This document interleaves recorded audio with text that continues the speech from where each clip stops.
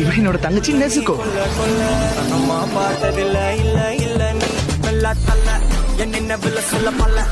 நேசுக்கோச்சாங், நேசுக்கோச்சாங்.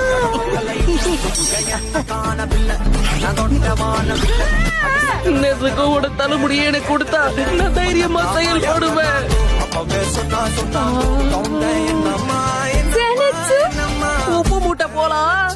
நீ உட்கார்ந்தா மட்டும் போதும், ஜம்முன்னு போலாம். Thunder breathing. சும்மா பட்டு பட்டுன்னு வந்தோமா, நல்லா இருக்கா?